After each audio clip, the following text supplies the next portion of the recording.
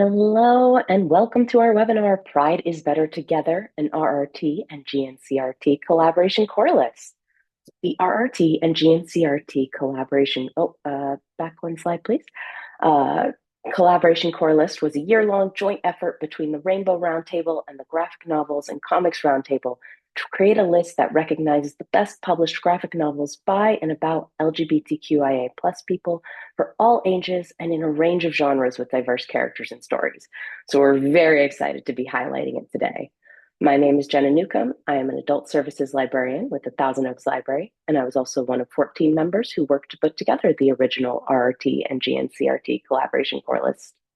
Together, we're going to be telling you a little bit about how this list came to be, and then we're going to be spending most of this presentation on the exciting part, recommending some of our favorite queer graphic novels from the list. We do plan on leaving time for questions at the end, so please feel free to enter any questions you might have into the box, and with luck, we'll be able to answer all of them. Next slide, please. Before we begin, I'd like to go over some technical details.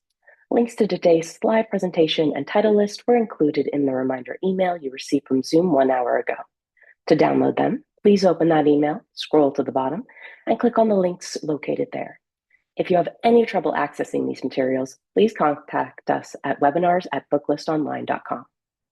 The audience is in listen-only mode, but we welcome any questions you may have. On the bottom of your screen is a toolbar with a button for Q&A. If you have a question or need technical assistance, simply click Q&A and type your message into the box that appears. We will do our best to respond to all tech-related questions, and we'll pass along all other questions to today's panelists for the Q&A portion at the end. Booklist offers closed captioning on all of our webinars. To enable or disable captions on your screen, please look for and click the Captions icon on the toolbar mentioned earlier. From there, you can select Show or Hide Captions from the menu that appears. If you choose to enable subtitles, you can adjust the size of the captions at any time by selecting Caption Settings. And finally, Booklist expects all participants to maintain an atmosphere of respect and fairness. Anyone who violates this standard of behavior, including engaging in any form of harassment, may, at the discretion of the organizers, be immediately removed. Next slide, please. Putting all this together could not have been possible without a bunch of incredible people. Thank you to the Rainbow Roundtable and the Graphic Novels and Comics Roundtable for deciding to make the list in the first place. Thank you to our incredible core collaboration committee who worked so hard to find all of the best works and make sure it was a well-rounded list. And thank you to the RRT Booklist webinar team in choosing this topic and helping us put everything together and making this presentation possible. Next slide, please. Our goal in making this list was to increase awareness of the validity of the rich and diverse format of graphic novels and to specifically showcase LGBTQIA+ stories, characters, and creators. Next slide, please. Since 2020, the Graphic Novels and Comics Roundtable has been collaborating with outside organizations as a way to increase awareness of the graphic novel medium, raise voices of diverse comics creators, and aid library staff in the development of graphic novel collections.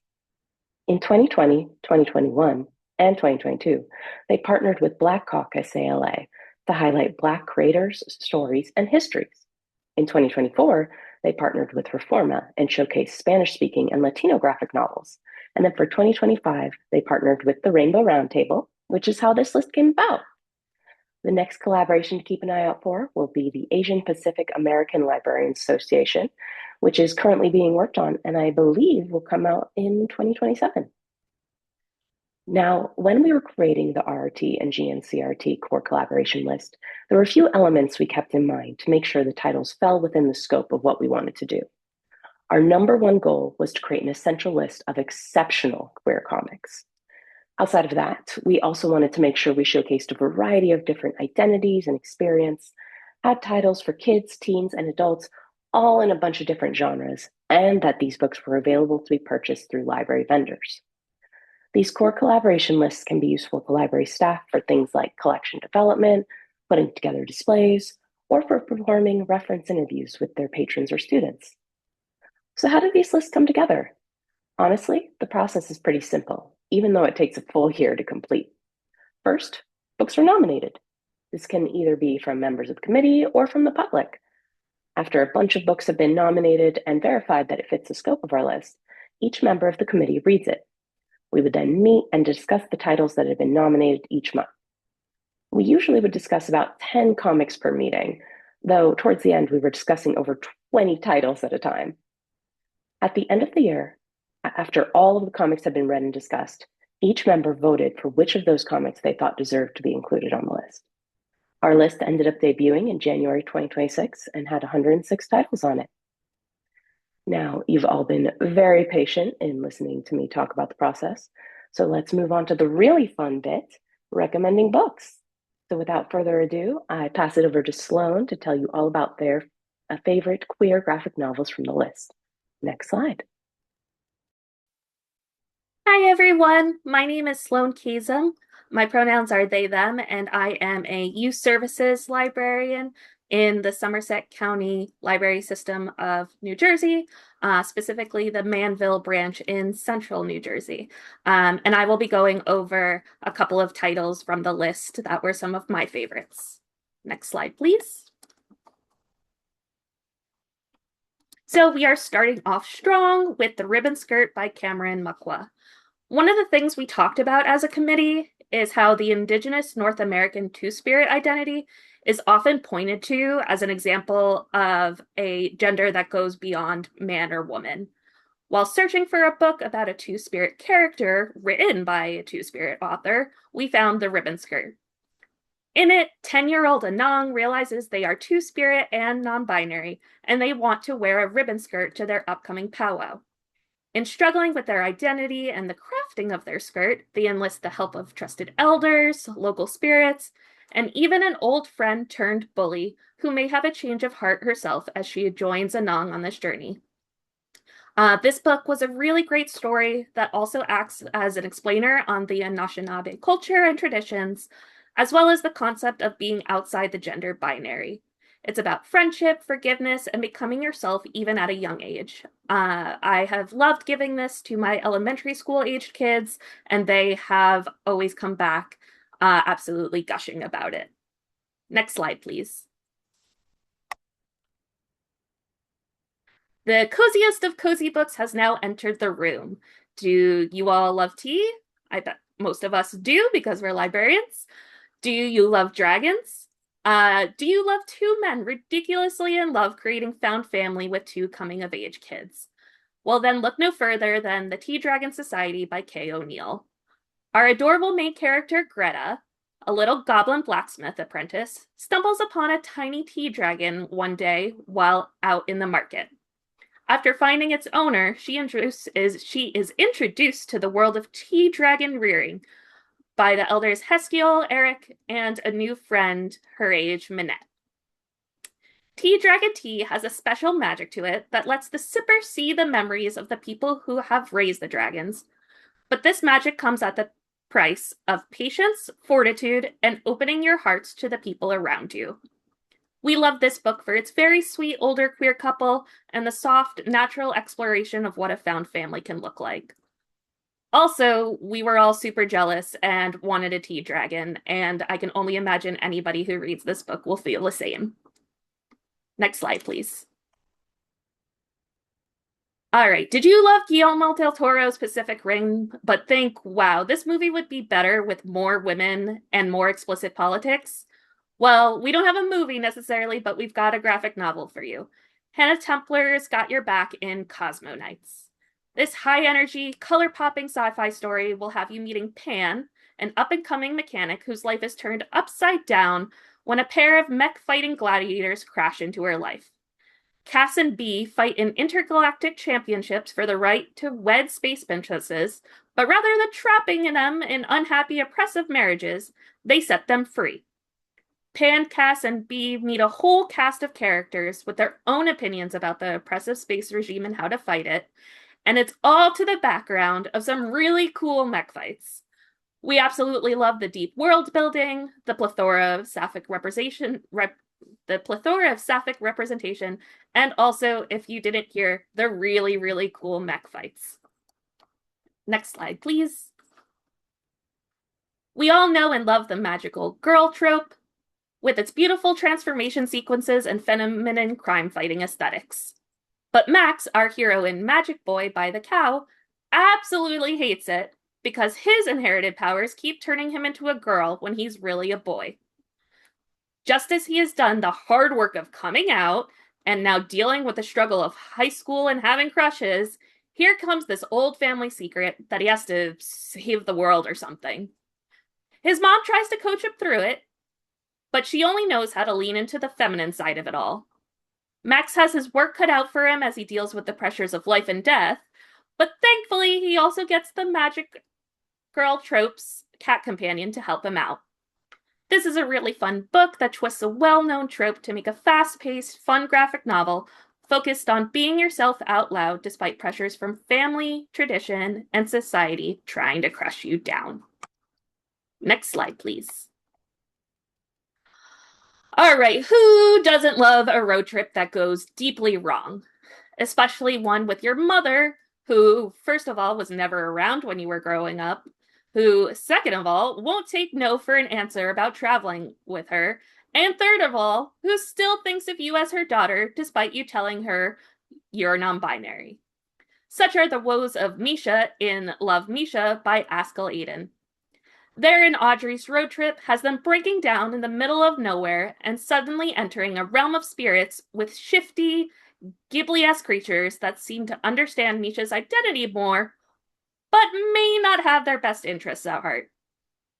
This is a fall-time must-read with its luscious golden and purple artwork, spooky storytelling, and awkward parent-child misunderstandings. We on the committee really wanted complex parent-child relationships that went beyond complete acceptance or violent transphobia. And this one does a great job at portraying those complexities in a messy, natural way that contrasts its fantasy setting. Next slide, please. Do you like books where underneath the surface everything is bad for everyone involved at all times? Let me introduce you to The Summer Hikaru Died by Moku Mokurin. In our first few pages, Yoshiki and Hikaru are enjoying ice cream on a hot summer day when Yoshiki suddenly accuses Hikaru of not actually being his childhood best friend. Thus begins their complicated, horrifying journey as Hikaru admits that, yes, the real Hikaru died on the mountain months ago, and this new person took over his body and has been stealthily living as a real boy. And he doesn't want to give this high school life up. Every page is full of dread, trippy body horror, and boys who are barely able to talk about their feelings, but find ways to drag them out of their chests. Quite literally at times. This is a really intense addition to the monster-human relationship genre, and while there isn't kissing or direct love confessions on page, the committee all agreed that the dynamic between them is definitely weird and queer enough to land it on its list. Next slide, please. If you are into straightforward books that you can clearly understand, then The Chromatic Fantasy by H.A. is not for you. But if you love avant-garde books with metaphors stacked upon metaphors and a gorgeous, gorgeous illustration inspired by medieval illuminated manuscripts, then hop right into this trippy tale. We're introduced to our main character, Jules, a trans man trapped in his life as a nun, just as he is making a deal with the devil to get out and live the life he wants. The cost? Just some measly demonic possession and total obedience. As Joel begins to live life on his own terms, he meets the dashing fellow trans man and thief Casper. But as the two of them grow closer, the devil decides Jules needs to be on a tighter leash. We really love this one for the complicated, messy trans rep, the unflinching adult themes, and the absolutely gorgeous and inventive artwork. This one sticks out to me as one of the most unique art styles on the list.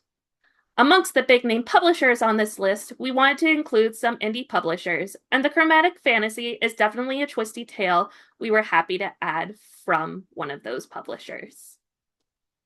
Thank you. I'm going to pass it on to the next presenter with the next slide.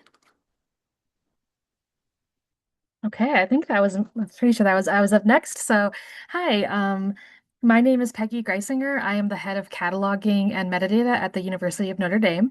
And these are some of my favorites, as well as my little kitty cat, Captain Marbles. Next slide, please. Okay, so the first one I'm going to talk about is The Accursed Vampire by Madeline McGrain. So this is definitely a juvenile aimed book, and it tells the story of Dragoslava, a non-binary vampire child who was caught in an kind of an abusive relationship with a witch who cursed them centuries ago for just kind of getting up to silly vampire child shenanigans and really convinced them that they are inherently bad and don't deserve happiness. And that sounds really dark. This story is actually a lot happier than that. So they are forced onto a quest by this witch, and they are accompanied by two of their friends who helped to help Dragoslava to break free of the witch's influence and learn to accept and love themselves. And they also have the help of a lesbian couple, a witch and a vampire, who kind of semi-adopt them. And the book has a really gentle kind of spooky vibe, kind of like a softer Addams Family. The Dragoslava, I really like them because they're just kind of abrasive and grumpy. And I enjoyed that. They don't have to change that about themselves. They just have to learn to love themselves. I like that the non-binary rep in this story is really never explicitly called out. It's just that Dragoslava is always gendered correctly. And that is part of their story. So I think it's a great way to get kids some exposure to non-binary identities. And it has a fun sequel where the vampire kids go to summer camp and deal with the way their friendship kind of evolving and changing. And it's very good. Next slide, please. Okay. The Magic Fish, written and drawn by Trung Le Nguyen. Um, so in this debut graphic novel, a young boy, Tien, reads fairy tales with his Vietnamese immigrant mom, Helen, to help her learn English. Uh, she had a very this is I'm not sure when this is set in the 90s maybe, but she had a traumatic immigration experience where she had to leave Vietnam in very bad violent circumstances. So she is kind of using these fairy tales to cope with her own traumatic experiences as well as learn English, and Tien is using them as a way to try to figure out how to come out to her as gay. So there's sort of a two dueling, not dueling, but interlocking storylines here where you have these beautifully illustrated um, uh, fairy tales, and they're kind of darker fairy tales. They're sort of the sort of murdery ones. Um, and Beautiful, beautiful color in this book, just like gorgeously, gorgeously colored. And so you get to have this lovely experience of this boy trying, learning to come out to his family, but also his mother's, travels back to Vietnam and kind of deals with some of her trauma from leaving her family behind and leaving her country behind. And it's just a really lovely interlocking of those two themes. And then Le Nguyen also wrote Angelica and the Bear Prince, which is also on this list, but not on this webinar. Next slide, please. Okay, this is maybe my favorite of the whole list. As the probably my co-panelists can attest that like I was like, well, if we don't include this, I'm rioting.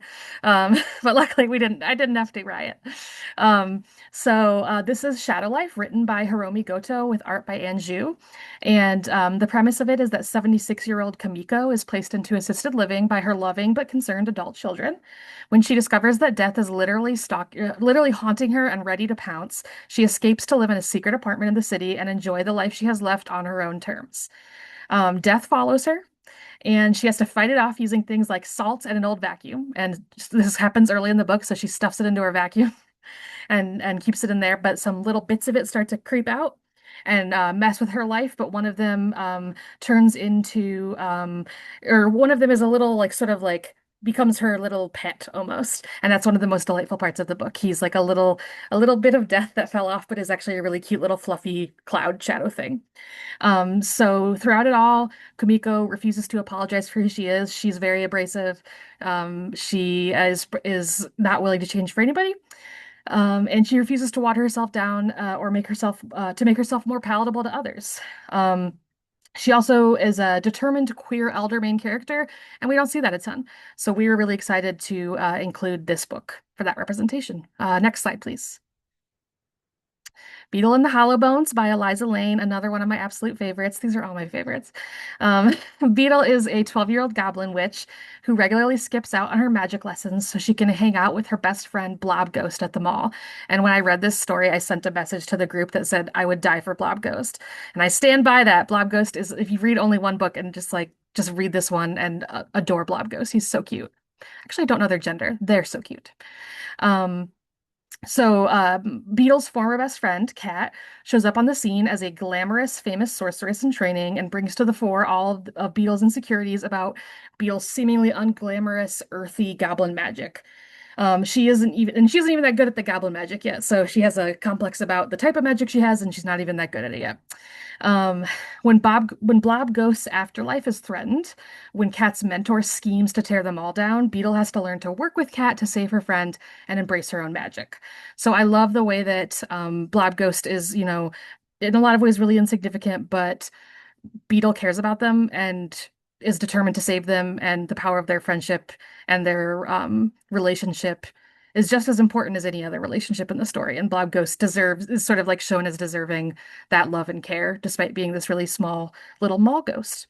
And it also has a complex friends to enemies to friends to girlfriends love story between Beetle and Cat that's really fun and cute. And there is a sequel to this one as well, Beetle and the Chimera Carnival. Next one, please. Okay, Boys Weekend. This is definitely a title that's more at the adult audience as opposed to some of the earlier ones that are more juvenile focused. This is written by and with art by Maddie Lubchansky. Sammy is a recently out trans femme artist who was invited to be best man at a bachelor party weekend with her old group of college bros who are all like just like really obnoxious tech bros. This bachelor party is held on an island called El Campo, which is in international waters, and normal rules don't apply. Normal laws don't apply. So you can do things that would be illegal anywhere else in the world. For example, you could have a clone of yourself made and then hunt that clone for sport, which I guess is something people want to do. Um, so that is something that's part of what's this bachelor party includes. And so the entire time, Sammy is surrounded by horrors, both mundane and metaphysical, as she is regularly misgendered by her old friends. And oh yeah, there's all that eldritch Lovecraftian horror that's quietly bubbling up underneath the island that seems to be being overtaken by a cult, but no one else seems to notice this. So it's just a great mixture of the sort of mundane aspect of trying to assert your identity with a group of friends who knew you with a different identity, and learning to let go of those friends who aren't willing to accept you and who don't show you the respect that you deserve. So, and then with like monsters too, but eldritch monsters. Okay, next slide, please. Okay, well, I better speed up a little bit. Okay. Is Love the Answer by Uta Isaki. In high school, Chika feels different from her friends because she's never had a crush or wanted physical intimacy. When she goes to college, she finally meets other people like herself and learns this term asexuality. This manga offers a really beautiful pathway for an asexual person to go from thinking I'm a freak and there's something wrong with me to the way I am is just another facet of humanity and it's actually totally normal too. She also gets to see that there's lots of different ways of being asexual, and she also gets to explore a romantic identity as well. I really love this story for validating and understanding asexual identity, for demonstrating that there is no one right way to be asexual or queer, and for uplifting non-traditional life paths that aren't just, that go beyond the sort of um, romantic, allosexual idea of marriage and kids. So next slide, please. Okay, Heaven, West Virginia, written by Ravi Teixeira. After his abusive father's death, Lamont retreats to a small Appalachian town to heal with his aunt, and he learns foraging and tea making.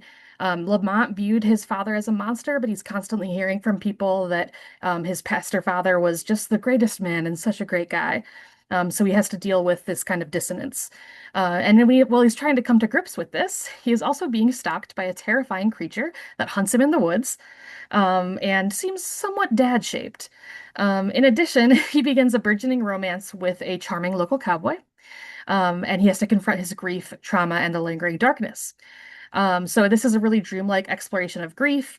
It's really focused on the art with limited dialogue, and it's beautifully illustrated, including accompanying recipes for teas.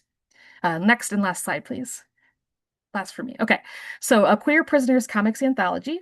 So this is an anthology of comics created by queer incarcerated people that discusses their experiences of life in prison, but also before and after incarceration. The artists range from experienced comic creators to first-time artists, and the stories span genres from superhero comics to memoir and beyond. I think what I kind of I pushed for this book to be included because I was, even though the art can be somewhat primitive at times or rustic maybe, um, the um, the degrees that these people had to go through to get their art supplies, even reusing stuff from the commissary, food, and repurposing that into art supplies because they didn't have access to art supplies otherwise. It's really life affirming to me to see that even in these really dark circumstances, there's still this desire to create art and to express yourself in this way. And this series has gone on to have a number of editions. So I think it's a lovely thing to support, and as a great way to have an underrepresented voice included. Okay. Next slide, and I think I'll pass it off to Casey. Hi, everyone. I'm so glad that you are all able to join us today. My name is Casey Wilson. I had the absolute joy of serving as one of the co-chairs of our committee last year. And I also, when I'm not working with GNCRT, am the Health Sciences and Systematic Review Librarian at the University at Albany. In the next few slides, I'm excited to share some of my favorites, and we can go ahead and go to the next slide. First up is Lunar Boy. This is a trans coming of age story inspired by The Little Prince. So if you love The Little Prince, but ever thought, I wish this could be a little more queer, this is a really great choice for you. It was created by Jess and Sin Weibowo, who are an identical twin duo who really focus on showing nuanced representation of queer Indonesian identities in their work. And this is definitely a good example of that. One of the challenges that we kept coming across all year working on this list was that it's harder to find juvenile children's titles that are queer. This one really stuck out to me as something that's both incredibly enjoyable for its intended audience, which is middle grade, but also super fun no matter what age you are. The protagonist in this book is named Indu. He's a young transgender boy who is adopted by a member of a spaceship crew after she finds him living by himself on a moon, where he has spent all of his early years. He has a few really fun years living with his mom on a spaceship where he's super comfortable, but eventually his mom gets married and he moves to a new planet with a new blended family, and this kind of leaves him feeling like a fish out of water. Throughout the story, we get to see Indu find queer community in this new home and find his own place in the world, all while being surrounded by diverse Indonesian language, culture, food, and faith, of course, in this really, really fun sci-fi setting.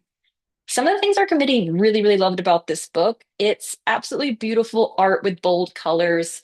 We also love that Indu's trans journey is not just like a small part of the story, it's actively built into the plot and the narrative that you're going to see throughout the story in a really cool way. Indu's not the only trans character in this book either, so we get some nuance in terms of the trans identities we're seeing in the story, which is something that we were also always looking for when selecting titles. Next slide, please. My second choice is Navigating with You. This is a YA title that was written by Jeremy Whitley with art by Cassio Ribeiro. Out of all the amazing books we read last year, this one honestly was the most relatable for me. It features a friendship and maybe romance between two teen girls, Nisha and Gabby, who have more in common than they initially think. Both are starting at a new school and have recently experienced big life changes, including changes to their family structures. But it also turns out that they both loved the same out of print manga when they were kids, but neither one ever actually finished it. So this leads them on a new adventure to track down all of the volumes of the series together. And of course, along the way, they get to know each other better. Some of the things that I really loved about this book is that the two leads, Nisha and Gabby, are fully realized characters who are interesting, strong, and incredibly lovable young women. You will absolutely fall in love with both of them. It features intersectional identities with especially great disability and mental health representation.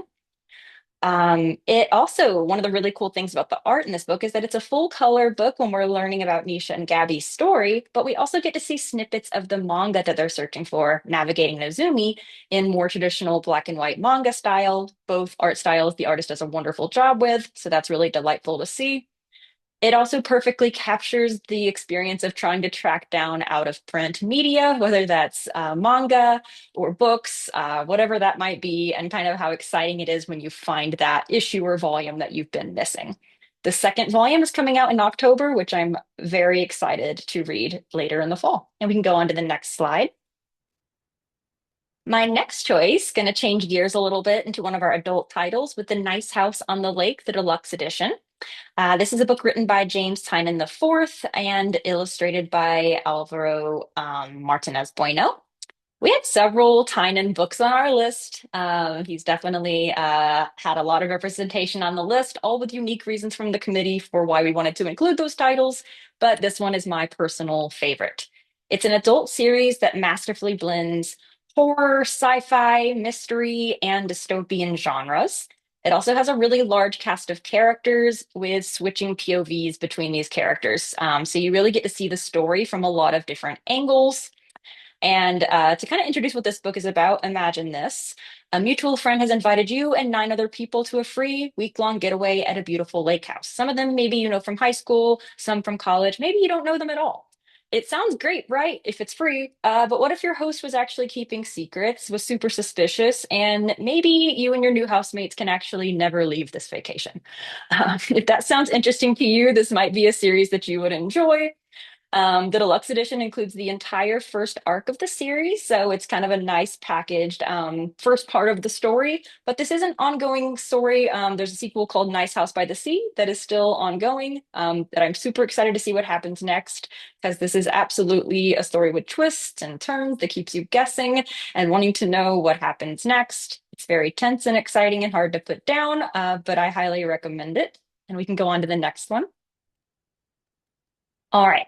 Next up is Far Sector. So I also definitely wanted to include one of the awesome superhero stories that we have on our list. If you like a side of mystery and Afrofuturism with your superheroes, Far Sector is a great choice of comic for you. It's written by the famed sci-fi and fantasy author N.K. Jemisin with art by Jamal Campbell. When it comes to superheroes, DC really stands out as a publisher who not only includes queer characters, but places them at the forefront of their stories.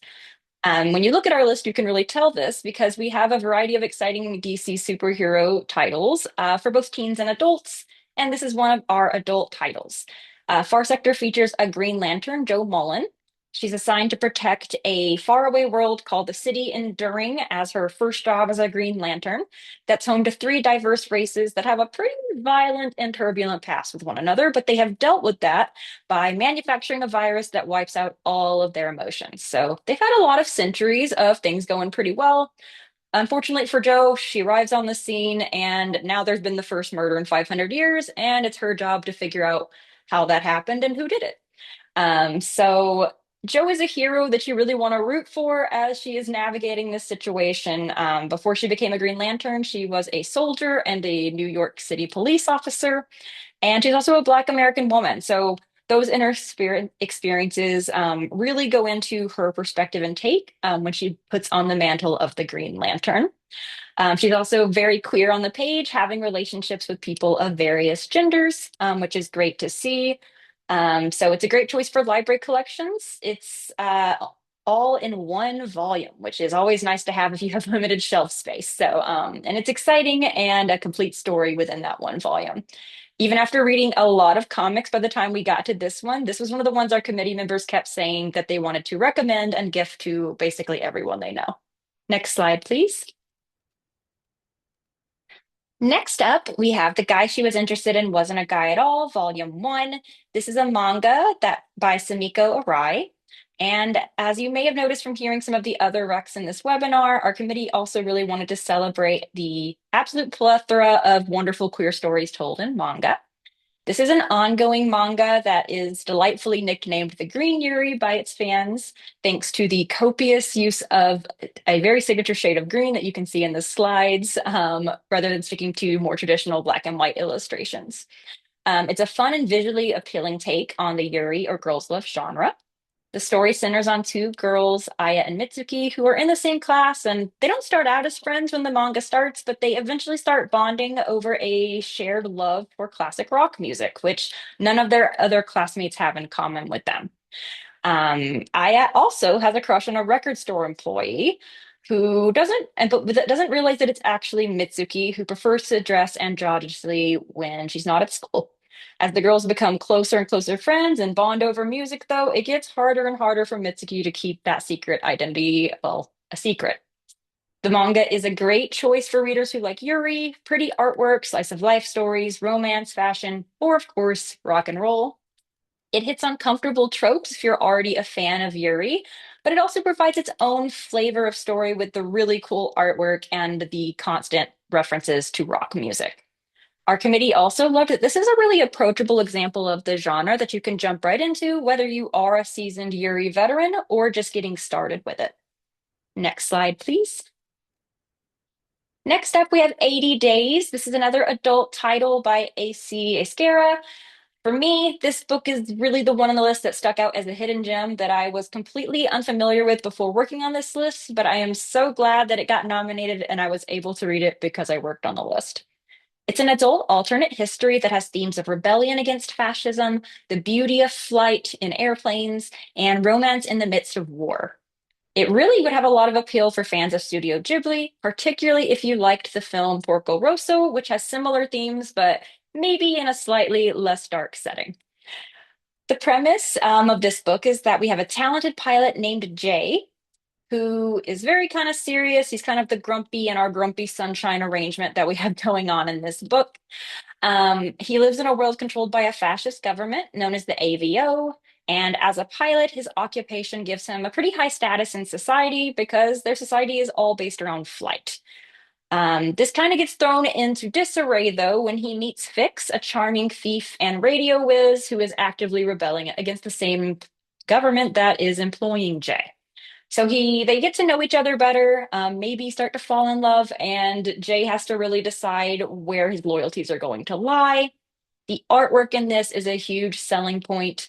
It's absolutely gorgeous, created with watercolors and ink. Every page is truly a delight as you're flipping through. I also love that the three POV characters we get in this book are very complex. There are times when you'll love them, times when you might be mad at them, but their reactions to the situations they're in are very believable and very real.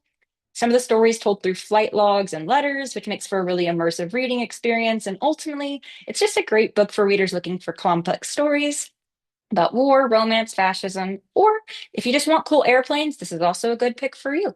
And we can go on to the next slide, which is my last selection for today.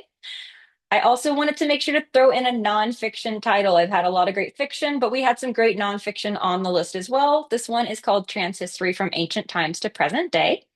The art and writing were created by a trans creator duo who are also dating in real life, which is super cute. Alex L. Combs and Andrew Eckert.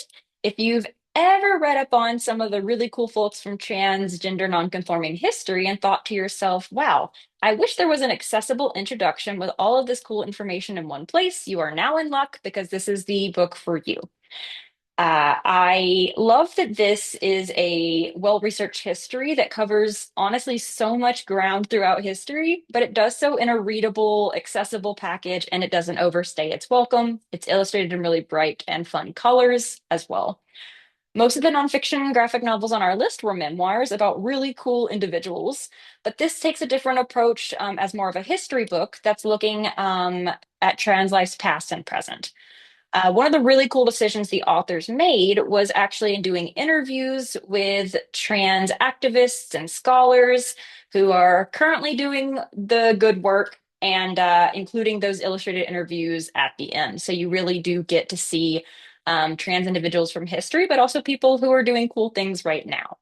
There's a lot to learn from the book. It would make a great addition to library shelves, and readers who are interested in trans history, who like graphic nonfiction, or who maybe want or need to see examples that trans existence isn't a new phenomenon would benefit from reading this book.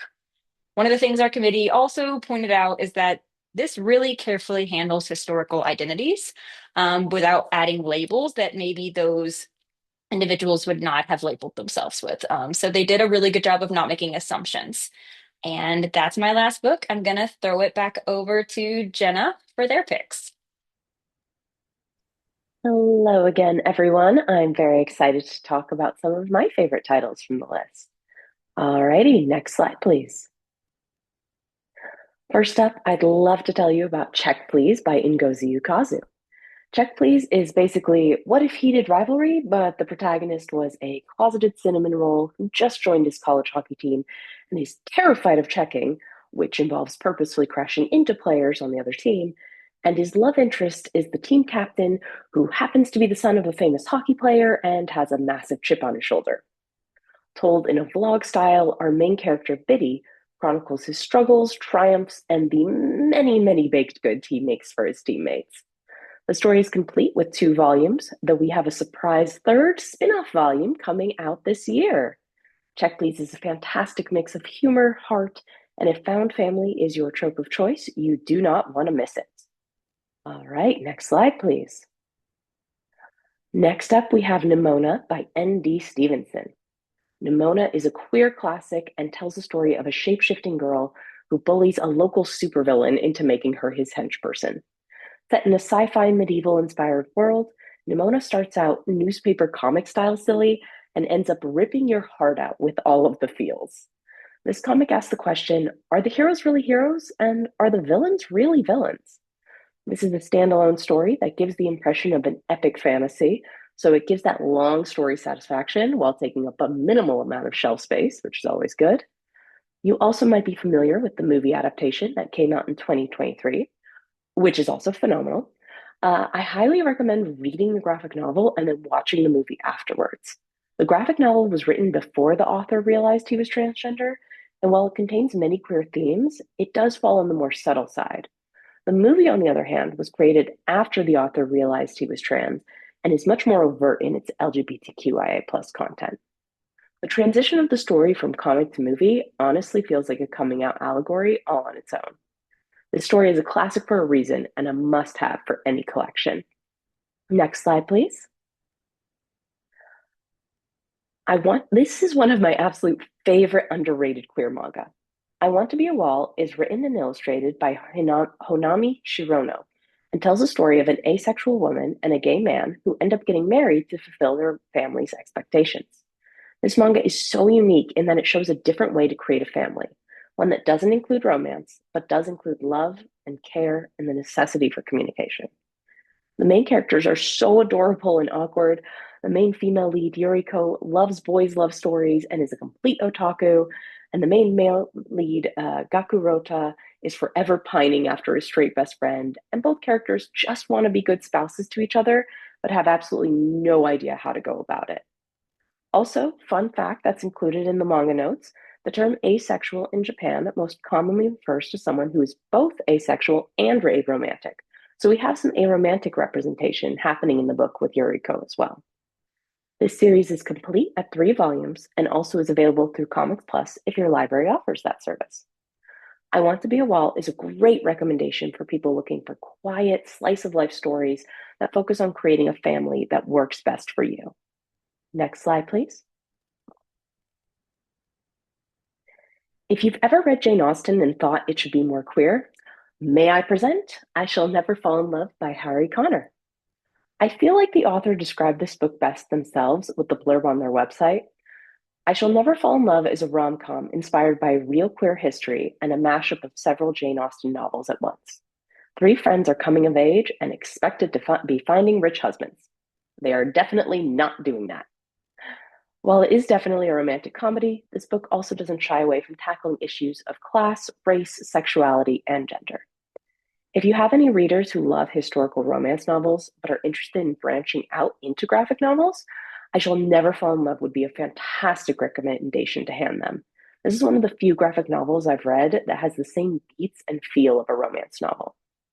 Another awesome thing about this book, the endnotes have a bunch of really cool information on actual queer history, which is a fun bonus. So if queer Jane Austen made your ears prick up, this graphic novel is definitely for you. Next slide, please. Next, we have another historical romance, sort of. The Princess and the Grilled Cheese Sandwich by Dea Muniz tells the story of Lady Camembert, who simply wants to live life on her own terms without marriage. So when her father passes away, she does the only thing she can, disguises herself as a man and moves to the capital, now as Count Camembert. But can she keep the disguise up when she starts to fall for the beautiful and fashionable activist, Princess Spree? You'll have to read this book to find out. The Princess and the Grilled Cheese Sandwich is such a fun romp. The romance is absolutely adorable, and the illustrations are so expressive and gorgeous. While the book has historical vibes, you can also find some modern clothing and characters playing Nintendo Switches in the background, so the story doesn't take itself too seriously in the best of ways. Also, there are so many cheese puns. Literally every character's name is a cheese pun. The ideal way to enjoy this graphic novel is to make yourself a fancy charcuterie with a bunch of different cheeses to snack on while you read it. But if you want a cute, sapphic, slightly silly romance, then I highly recommend checking out The Princess and the Grilled Cheese Sandwich. Next slide, please. It Rhymes with Decay by George Takei and illustrated by Harmony Becker was probably my favorite of the nonfiction graphic novels that we read for this list. It tells the story of George Takei's life, but recontextualizes it and shows him navigating the world as a famous queer man who cares about advocacy, but is scared to advocate for this one thing that's so important to him. Reading this book is like walking through history with a friend. And even through all of the world's setbacks and injustices, at its core, this story is one of hope. It also gives you such a deep appreciation for George Takei as a person, from his acting career, his political activism, to his incredible skill of using humor to say something powerful. Reading about his life makes you want to be a better person. This is a great read for anyone who likes graphic memoirs, queer history, or is just a fan of George Takei. Next slide, please. So I will read absolutely anything written by Marie Costa, and The Demon of Beausoleil is a shining star amongst her already incredible catalog. The story follows Helianthes, a half-demon socialite turned exorcist, and his long-suffering bodyguard as they face down the forces of darkness while steadfastly refusing to acknowledge any feelings they may or may not have for each other. Set in a paranormal Victorian London and illustrated in a stunning sepia tones with the occasional pop of red, this book is an absolute delight from start to finish. Our committee was particularly excited by the portrayal of messy or bad gays and compares the vibes to shows like Has Been Hotel and Critical Role. Fair warning, this book can get explicit, so if that's not your jam, I would recommend trying out some of Marie Costa's YA titles, like her contemporary sapphic romance Belle the Ball, or her fantasy sapphic romance Forgive Me Not. But if disaster gays running around London causing chaos, fighting demons, and trying not to fall in love is your thing, I cannot recommend The Demon of Beausoleil highly enough. All right, next slide, please. Okay, thank you so much to everyone for taking the time to listen to our presentation. Hopefully you're walking away with some new graphic novels to check out. Now we have some time for questions, so we're going to move along into the Q&A portion. Please, again, feel free to ask questions. We've got the time. We're happy to give Rex to answer questions about the process, just whatever is you're interested in. Yeah. All right. Looking through the chat. Any? Okay. Here's a question. What makes It Rhymes with Decay an adult book? Honestly, it's pitched as adult, but it's perfectly fine for teens. It does deal with things like the AIDS crisis, and I'm trying to think if I don't think there's any sexually explicit content. If any of my other presenters. There's like a tiny amount, I think, when he goes on like a trip through Europe, I think. Yeah. There But he's I kind feel of like like it's fade to black it is fade to even. black, yeah, for sure. But I think maybe it's a little there's like some implications maybe. So yes, It Rhymes with Decay would be a great teen one as well. It's just technically it was published as an adult. Um, oh yes, Marie Costa, as Nova's commenting that Marie Costa has verse novels. I haven't read them myself, but I'm sure I've seen them and I'm excited to read them. So yeah, again, everything Marie Costa's written has been fantastic to my knowledge. So I'm excited to read them at some point. Hopefully, some other people will check them out. Okay, I do also see that we can mention something exciting, which is that we are getting this list, not just the ones we talked about in this presentation, but the full list of all of the titles we put together. It is getting a special PDF version that is going to be illustrated by N.D. Stevenson. So that is really exciting. We're super hyped for it. Oh, and yeah, Casey, did you want to talk about the panel? Sure, yeah. Just a quick shout out for anyone going to ALA next week. Wow, it's next week. We have a panel with some of our list creators as part of GNCRT's Friday Forum. It's going to be from 2 to 3 that day. It's called Panels, Pages, and People, Queer Community Building Through Comics. It's going to be a lot of fun. We have Maya Kobabe, Vikal, and Jeremy Whitley joining us. So if you are around at ALA on Friday and are available, please come.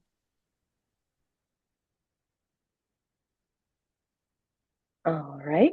We have a question. How does one get involved with GNCRT or RRT? Um, let's see. Casey, do you want to take that one? Yeah, let me take the GNCRT part at least. So for the Graphic Novels and Comics Roundtable, all you have to do is join the roundtable, and then there is a call for volunteers twice a year. You'll fill out a survey about possible things that you might be interested in, and then they'll follow up with you about committee placements. I've served on several committees now. It's a really fun time, and I do highly recommend getting involved. It's a great way to meet other librarians who love comics and to get to work on some really cool projects. I don't know if any of you are more familiar with the Rainbow Roundtable side. Yeah, I can say some. I'm actually on the membership committee for that, the membership promotion committee. So we've been trying to come up with some stuff to hand out at ALA. So very similar. It's a roundtable from ALA. So as long as you're an ALA member, you can also join the roundtable. There's a number of different committees you can join. I think some of the most fun ones to join are the Stonewall Book Award committees. So I've been on the nonfiction one, and you get to spend 1 to 2 years just basically reading everything in LGBT, either literature or nonfiction or young kids and young adult fiction, depending on the committee. You just get like piles and piles of books, like we did for this committee, and get to read everything that comes out and decide on winners for those awards. And it's really, really fun. I recommend if you are going to be at ALA. So there's a social Rainbow Roundtable social happening on that Saturday, I believe, or maybe it's the Sunday. I think it's the Sunday. And also the award ceremony will be on Monday at, I want to say 1 p.m. Central Time in McCormick Place. And it's lovely because you'll get to see some of the authors attend and they'll give speeches and they can just be really incredibly moving. So yeah, come on and join us. And also Rainbow Roundtable, fun claim to fame is the oldest LGBT workers organization in the country. It was founded in the 70s, I believe, and it was the first one to be sort of in a workers affiliation LGBT group well before that was ever considered something that was acceptable to do in public. So very cool. All right. So next question is, how do you whittle down selections for the list? Anyone wanna start out with that one? I can jump in. The way it worked for our particular list is that, as Jenna said, any one person of the public or member of the committee could nominate any title. And then that was added to a spreadsheet, and somebody had to second it. If nobody seconded it, or if two people actually went ahead and said, I have read this and I don't think it quite meets our standards, then it would be eliminated. But if it got that second, then it would automatically be added to our list to read and deliberate. And then when it came to the final voting, we did do some things like, oh, this book was great, but it was a little too close in topic to one of the other ones that we think slightly better fits the list and what we're trying to do with it. So the whittling it down was probably about like 30% by the number, 70% are really hard choice with like different opinions at different times, but that's why we had such a great group of different opinions going to try and whittle them down. Thank you, Sloan. Let's see. Was Bedfellows nominated and considered? I can't remember. I'm familiar with it, but I can't remember if we had that one on the considered. Does anyone else remember? I don't think it was ever nominated far enough to get into the discussion process.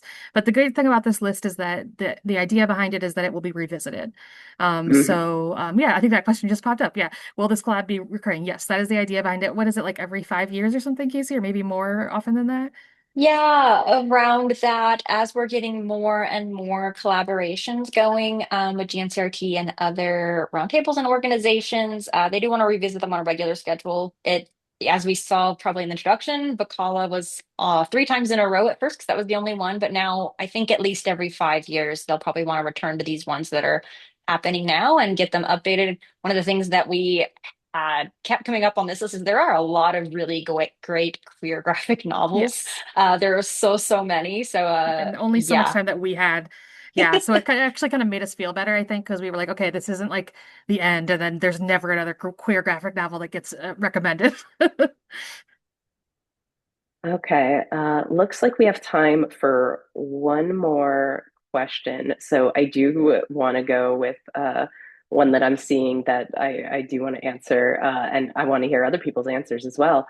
Do you have any favorite brand new series that came out after you created the list?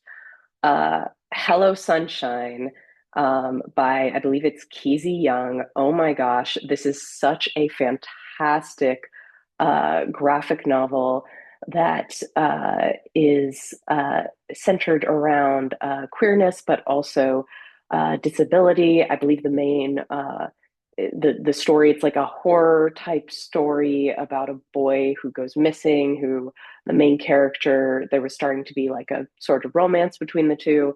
But it tackles, I believe it's schizophrenia, and the author themselves has bipolar disorder, and they're a big advocate for those kind of disabilities. And it's just so wonderfully and beautifully done. And I was so bummed when it came out right after the list and I couldn't nominate it. So that's my pick. I don't know about anyone else. I would say there's been a few, but I really loved Mayo Kobabe's new book with Lucky Shukamar that is called Opting Out, about a non-binary middle schooler realizing that they're non-binary. And it's a great book. I highly recommend checking it out. Yeah, nothing comes to mind. I've mostly been reading I'm not sure how to pronounce his name, Gutanabe. He does the manga adaptations of H.P. Lovecraft stories, so they're faithful adaptations, so there's no queerness there, but that's what I've been enjoying. I recently read Red and the Wolves by Cherry Zong and really enjoyed it. That is kind of a sapphic retelling of Little Red Riding Hood. So I highly recommend it. It was gorgeously spooky, gorgeously illustrated. That would be one of my recommendations. It came out back in February. All right. And I will tackle one more question since it's a quick one, which is where can attendees get a copy of the list on the ALA website? Um, Hopefully, I know we have a list that we put together that should be sent out with the rest of the materials. But on the I put the uh, link in the chat for us. Is there some way it could be shared with the attendees? yeah, um, I don't know. I'm not Okay, sure. okay, Yes, yeah, Taylor will okay, share it'll it. be Cool. shared tomorrow. But you can Okay, also Google so it. yes, yes, but you will be getting a copy of the list, and we will be we'll any questions that we didn't get to, we're gonna be sent our way, and so we will try and answer the remaining email or remaining questions through email. Um, and obviously, our emails are up here, so feel free to email us any additional questions that you come up with as you do. And with that, thank you so much, everyone. This has been an absolute delight, and I'm going to pass it back to Booklist. Thank you so much. We really appreciate hearing about this wonderful list. Tomorrow, all attendees will receive an email containing links to today's slide presentation, title list, certificate of completion, and video recording. For more about Booklist webinars, be sure to visit booklistonline.com/webinars, where you can view archives of past webinars and register for upcoming ones like those you see here. You can also find out about the latest webinars on our social channels. Visit us on Instagram, Facebook, LinkedIn, and Blue Sky. Are you coming to the party of the century? ALA is celebrating 150 years at our annual conference taking place in Sweet Home, Chicago. Stop by the Booklist booth number 2826 for free copies of our magazines, including our 2026 Guide to Graphic Novels, buttons, author signings, readers advisory, fortune tellers, and more bookish swag. Plus, check out the conference schedule to find Booklist happenings throughout the show, including our audiobook panel, Read and Rave, the Carnegie Awards, and more. Thank you for joining us for today's webinar. One more huge thank you to the Rainbow Roundtable and to all of our presenters. This concludes today's webinar. See you next time.